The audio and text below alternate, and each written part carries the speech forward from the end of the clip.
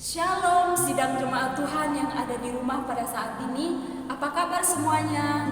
Saya pastikan bahwa kita semua dalam keadaan sehat, amin. Kita percaya jika kita ada sampai saat ini semua karena anugerah Tuhan, semua karena kemurahan Tuhan. Mari pada saat ini kita siapkan hati dan pikiran kita. Kita mau datang kepada Tuhan dengan sungguh-sungguh. Kita mau katakan bahwa Tuhan, kemurahan-Mu sangat besar dalam kehidupan kami.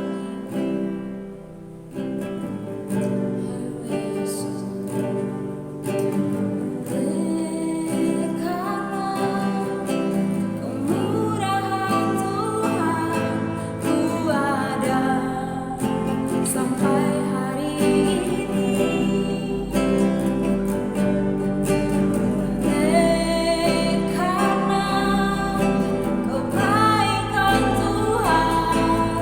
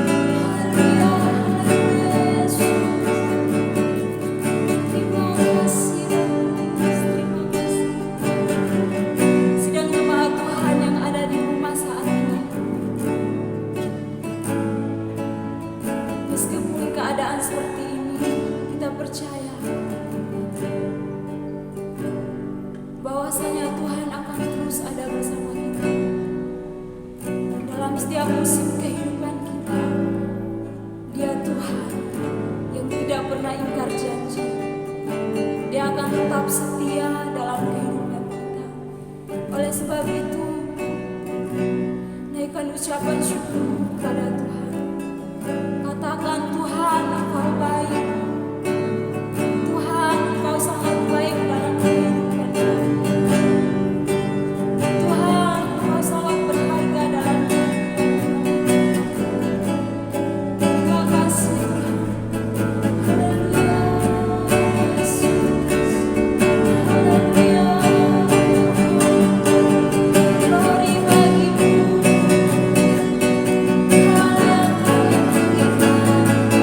Kami bersyukur Tuhan. Kami bersyukur Bapa. Terima kasih. Terima kasih. Terima kasih Yesus. Hosana bagimu. Allah yang layak atas semua. Yesus.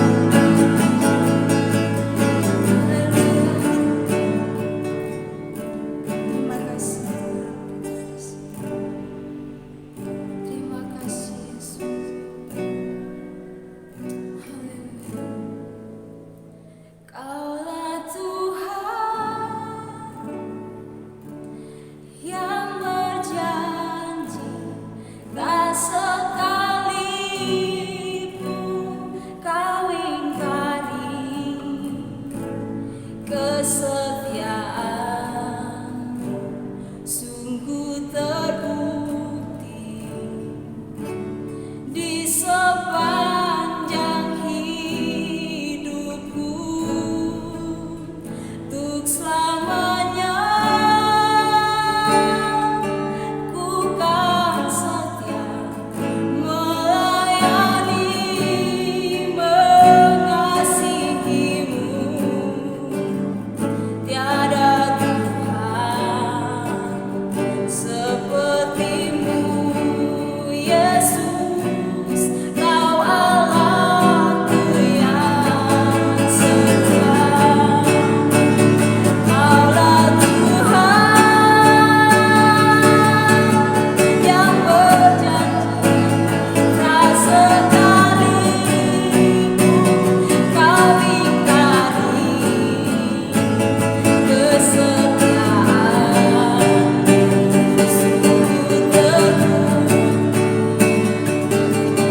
di sepanjang hidupku. Katakan, untuk selamanya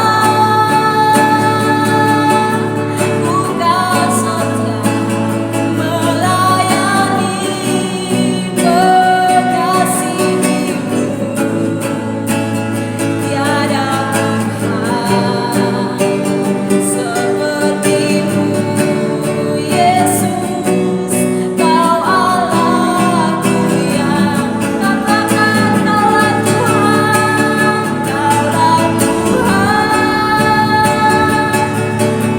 yang berjanji, tak sekalipun kau ingkari kesetiaan. Sungguh terbukti di sepanjang hidupku, untuk selamanya ku kan setia melayani, mengasihimu. Tiada Tuhan sepertimu, Yesus. Kau Allahku yang setia. Kau Allahku yang setia. Haleluya Yesus. Kaulah yang setia sepanjang kehidupan kami ya Bapa. Kami percaya kami akan siap untuk bersama-sama memuji dan memuliakan akan nama-Mu. Biarlah pujian penyembahan kami ini Tuhan semuanya untuk menyenangkan hati-Mu. Kita yang berada di rumah, yang sudah siap untuk memuji dan memuliakan akan nama Tuhan, mari kita sama-sama katakan amin. Sidang jemaat Tuhan, kita akan siap memuji dan memuliakan nama Tuhan. Mari kita sama-sama katakan, firman-Mu Tuhan, pelita bagi kakiku. Haleluya.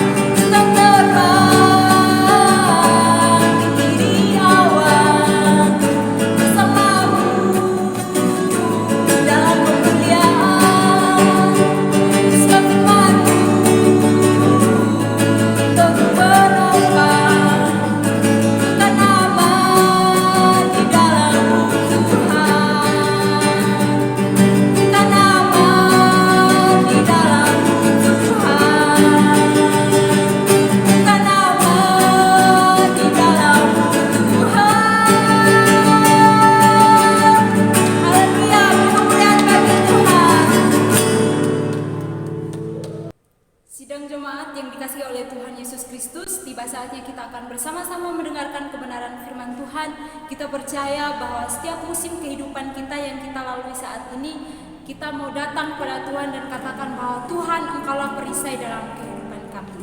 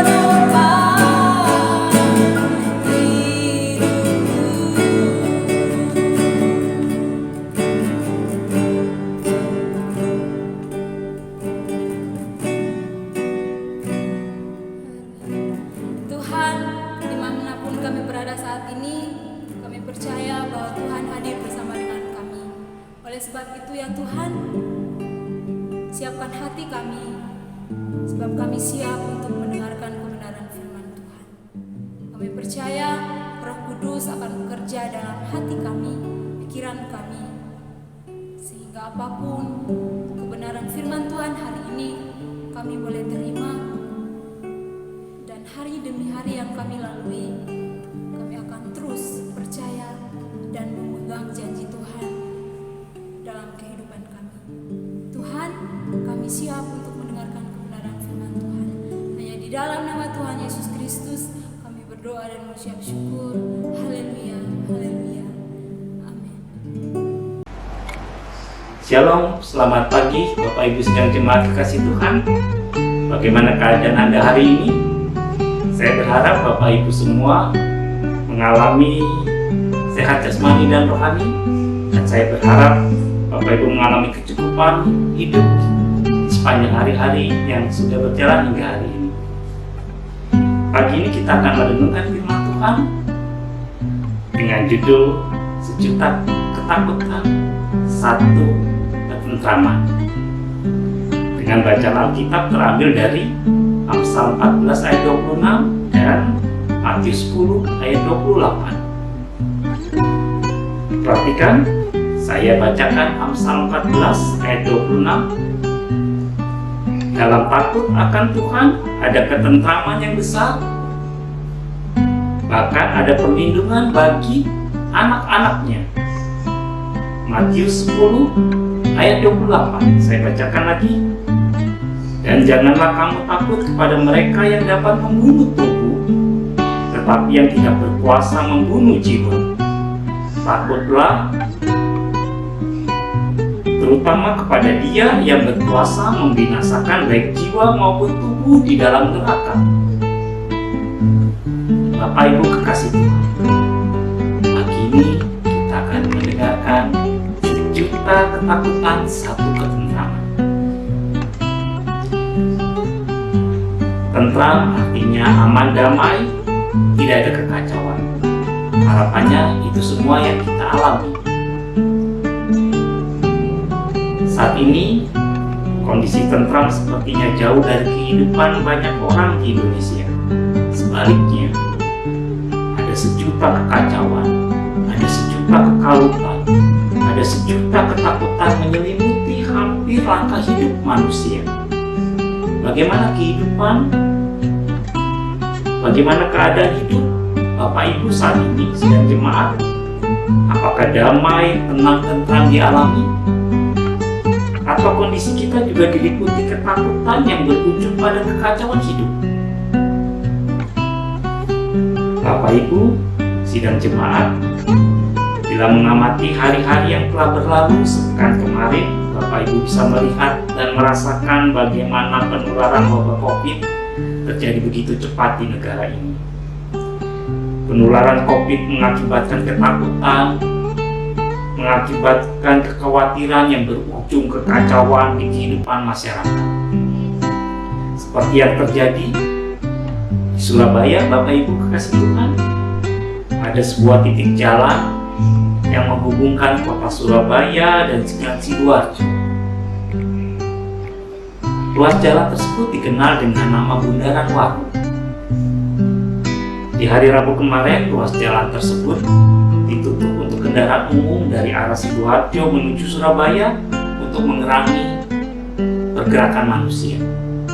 Pemerintah kota Surabaya bersama dengan aparat menutup jalan tersebut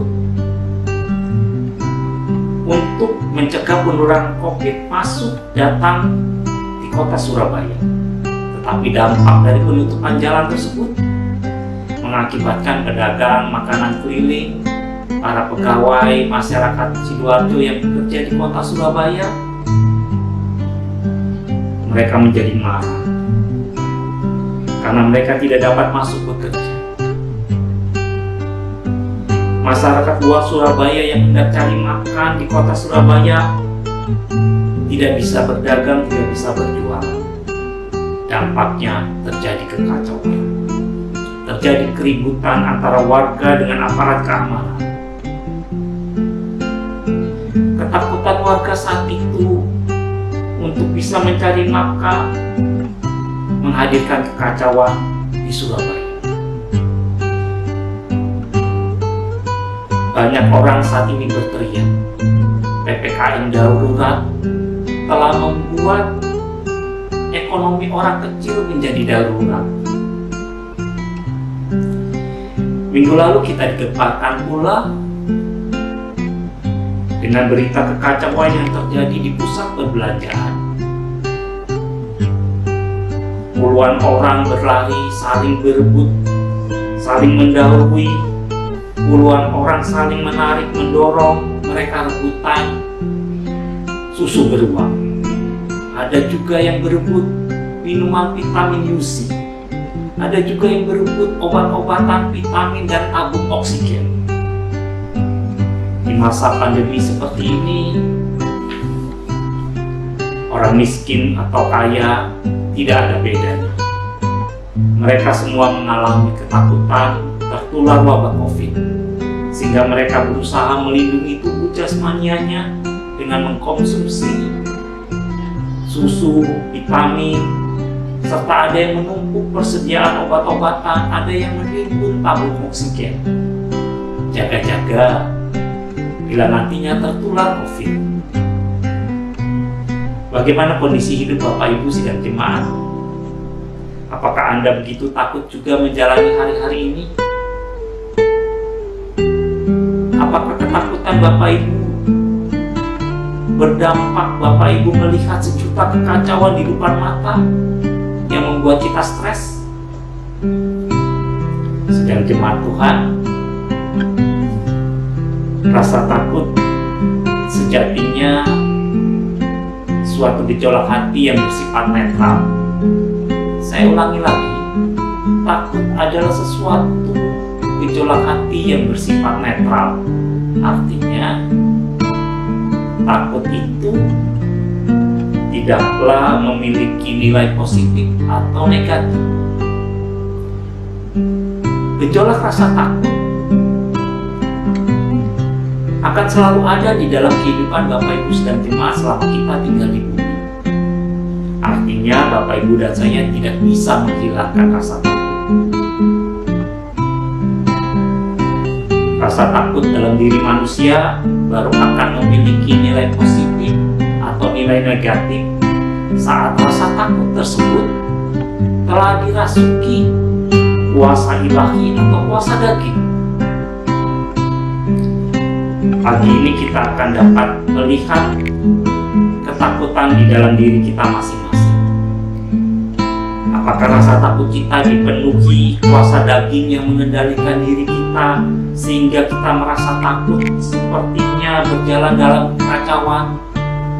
Atau rasa takut kita saat ini dipenuhi kekudusan ilahi sehingga Anda menjalani ketentraman, Anda mengalami kedamaian walaupun saat ini hidup di tengah dunia yang bergejolak? Mari perhatikan Injil Matius 10 ayat 28.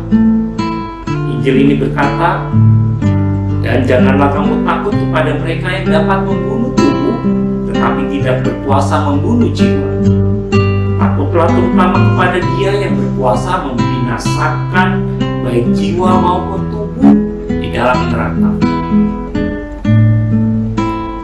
Suatu kali Bapak Ibu dan Jemaat, saya berkunjung ke sebuah museum yang bernama Blanco Renaissance Museum. Museum ini berlokasi di Campuhan, di Kabupaten Ubud, Bali. Bangunan museum ini dulunya adalah sebuah rumah tinggal dari pelukis terkenal yang bernama Antonio Blanco. Pelukis ini seniman berdarah Spanyol yang lahir di Filipina. Antonio Blanco saat pertama kali tiba di Bali, ia hadir di sana tanpa sanak saudara. Ia hadir di Bali tanpa ada tujuan, hingga akhirnya masyarakat di pelabuhan saat Antonio Blanco tiba di sana membawanya ke tempat Raja Ubud yang bernama Cokorda Gede Sukawati. Sang Raja Ubud akhirnya menjadi akrab, menjadi teman dari Antonio Blanco, karena Raja Ubud saat itu juga sangat menyukai seni pahat. Mereka dua akhirnya akrab dan menawarkan Antonio untuk menetap di Bali. Sang raja menyediakan tanah di kawasan Ubud untuk dijadikan tempat tinggal dari Antonio. Tetapi lokasi tanah yang diberikan oleh Raja Ubud tersebut ternyata tidak menyukakan hati Blanco. Antonio Blanco merasa tanah tersebut tidak selaras dengan jiwa seni. Akhirnya Raja Ubud meminta Antonio Blanco untuk mencari tanah sendiri di sekitaran kawasan Ubud. Setelah berkeliling mencari, Antonio Blanco menemukan lokasi tanah di bibir jurang berhadapan dengan sungai dan hutan belantara. Antonio merasa cocok untuk membangun rumah di sana. Melihat lokasi yang dipilih Antonio, ternyata Raja Ubud sangat geram karena lokasi tersebut bertentangan dengan keyakinan masyarakat Hindu saat itu. Lokasi tempat tinggal yang dipilih Antonio dipandang masyarakat dan Raja Ubud dikuasai oleh roh-roh jahat. Lokasi tersebut adalah tempat celaka, dipenuhi dengan kegelapan, debit, dan iblis yang berkuasa. Raja Ubud meminta Blanco untuk mencari tempat lain. Tetapi Antonio Blanco yang saat itu sudah merasa cocok dan ia memiliki iman Katolik yang saat itu sangat teguh. Ia memiliki pendirian Injil yang ia sampaikan kepada Raja Ubud. Ia berkata, "Janganlah kamu takut kepada mereka yang membunuh tubuh, tetapi yang tidak berkuasa membunuh jiwa. Takutlah terutama kepada Dia yang berkuasa membinasakan baik jiwa dan tubuh di dalam neraka." Raja Ubud akhirnya mempersilahkan Blanco membangun rumahnya di lokasi tersebut, hanya dibantu dengan beberapa orang saja. Dan sekarang Bapak Ibu dan Jemaat, rumah tersebut menjadi museum lukisan yang di masa sebelum wabah Covid banyak dikunjungi wisatawan. Bapak Ibu kekasih Tuhan, Injil Matius 10 berkisah tentang utusan para murid yang telah menerima kuasa dari Kristus supaya para murid turun ke masyarakat untuk mengusir roh-roh jahat, untuk melenyapkan segala penyakit dan segala kelemahan. Tapi para murid Yesus saat itu tidak serta-merta bersukacita. Menjadi murid Yesus saat itu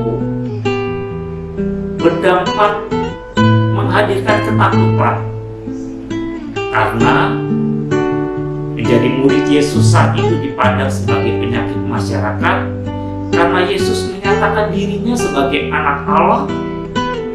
Dan saat itu umat Yahudi memahami bahwa Allah adalah pribadi yang tidak beranak dan tidak diperanakan, sehingga Yesus, para murid dan para pengikutnya saat itu sebagai penyakit yang harus dibinasakan. Menjadi pengikut Yesus saat itu juga dipandang sebagai pengikut iblis, sehingga pribadi Yesus sendiri dipandang oleh orang Farisi disetarakan dengan penghulu iblis yang bernama Beelzebul. Bila Bapak Ibu membaca Matius 12 ayat 24, di sana dikatakan orang Farisi berkata dengan jelas, mereka mengucapkan ketika orang Farisi mendengar Yesus melakukan penyembuhan orang sakit, orang Farisi berkata, Yesus menggunakan kuasa Beelzebul, penghulu setan, untuk menyembuhkan dan mengusir setan-setan. Menjadi pengikut Yesus di zaman lampau mendatangkan ketakutan, Bapak Ibu. Mendatangkan ketakutan karena dipandang sebagai penyakit masyarakat dan pengikut iblis, sehingga layak untuk dilenyapkan. Tetapi Yesus berkata kepada para pengikutnya, janganlah kamu takut kepada mereka yang dapat membunuh tubuh, tetapi yang tidak berkuasa membunuh jiwa dan tubuh di dalam neraka. Takutlah terutama kepada Dia yang berkuasa membinasakan, baik jiwamu maupun tubuhmu di dalam neraka.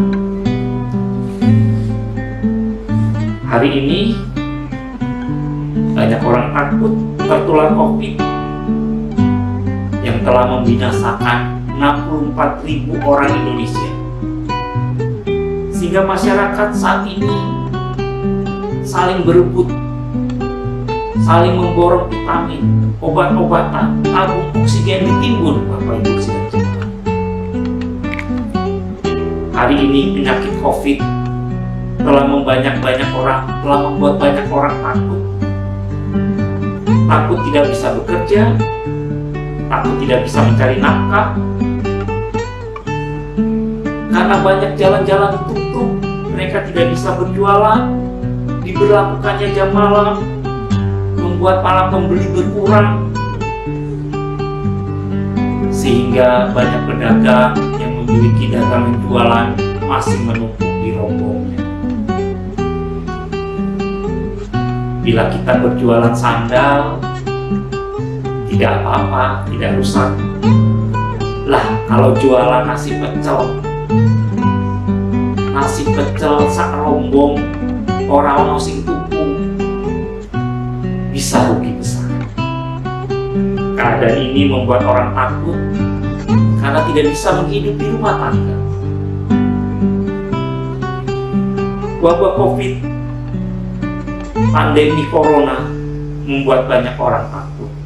Tetapi firman Tuhan katakan, takutlah terutama kepada Dia yang berkuasa membinasakan baik jiwa maupun tubuh di dalam neraka.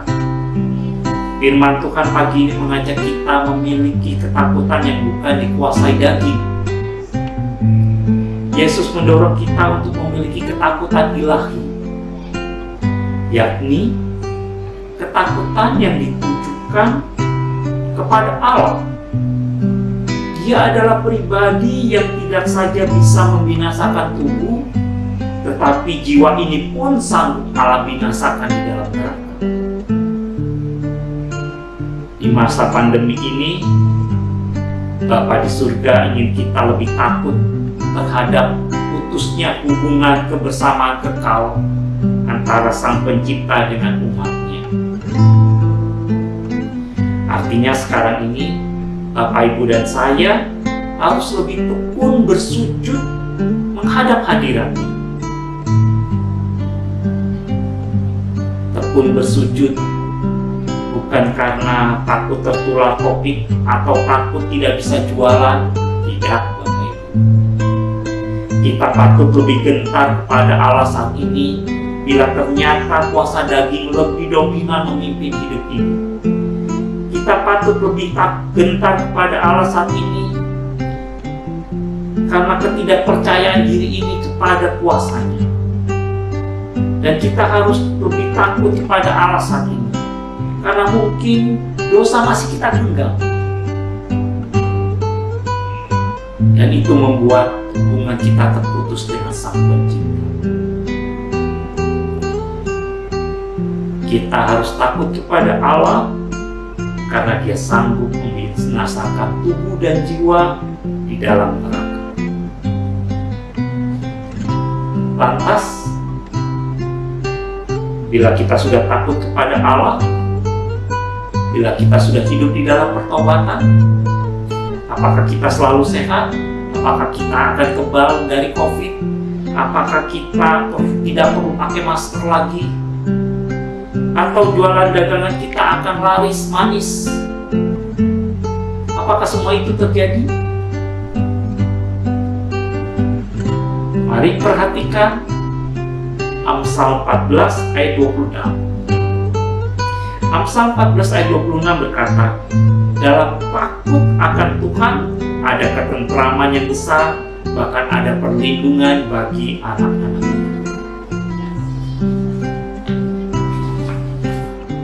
Bapak Ibu, sidang jemaat, saat masih kecil kelas 3 SD tahun 1982, saya sekeluarga mengalami sebuah peristiwa bencana, yakni meletusnya Gunung Galunggung di daerah Jawa Barat. Gunung tersebut meletus menghadirkan hujan abu selama 2 bulan. Ayah saya yang seorang pegawai kecil di sebuah perusahaan yang mendapatkan upah berdasarkan kehadiran bekerja, selama 2 bulan tersebut akhirnya tidak mendapatkan upah penghasilan karena tempat ayah saya bekerja tutup sementara karena hujan abu letusan Gunung Galunggung begitu lebat, mengotori udara, menutup banyak lintasan jalan, dan banyak perusahaan menghentikan usahanya selama 2 bulan. Kami sekeluarga terkurung dalam rumah. Kami tidak bisa kemana-mana. Hujan abu turun sepanjang hari. Kami sekeluarga saat itu harus menurunkan standar hidup kami. Dari makan 3 kali, jadi makan 2 kali atau sekali. Tiap pagi, ayah saya keluar mencari nafkah, bekerja seadanya, pulang sore membawa beras 1 kilo atau 2 kilo, atau membawa tas kresek berisi ubi atau singkong, Bapak Ibu. Beras hasil bekerja hari itu, ubi atau singkong hasil bekerja, kami makan untuk hari itu.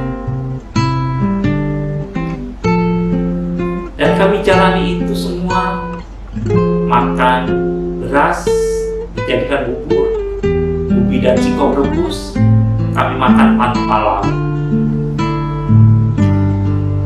Setiap hari, tiap sore khususnya, kami anak-anak menunggu ayah pulang dan berharap ayah pulang membawa yang lain selain beras atau singkong. Tetapi yang kami jumpai, ayah saya tetap setia membawa beras atau singkong. Dan setiap kali makan malam, Bapak Ibu, ayah saya mengucapkan doa Bapa kami yang diakhiri dengan kalimat, terima kasih Tuhan, kami masih hidup, bukan dari roti saja di hari ini. Setelah itu kami segera menyantap bubur atau singkong rebus atau ubi rebus dengan senyum dan tawa.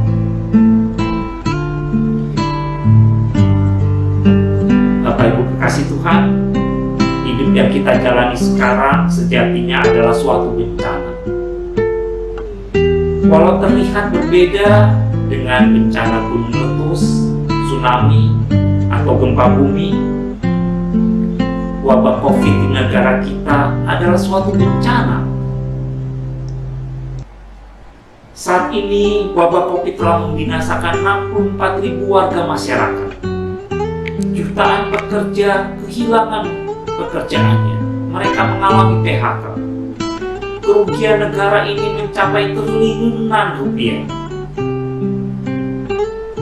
Dalam kondisi bencana, semua manusia harus menurunkan standar hidup. Karena semua kebutuhan hidup terbatas jumlahnya.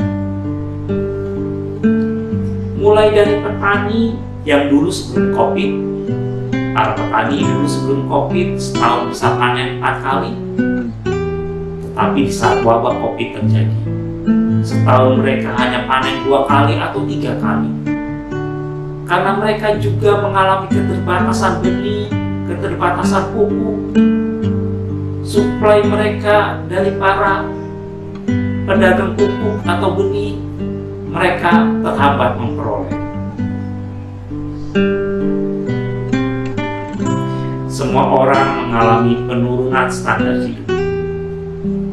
Bila saat ini kita sudah berada dalam kondisi sehari makan 2 kali atau makan sekali, jangan takut terhadap kondisi tersebut, Bapak Ibu dan jemaat.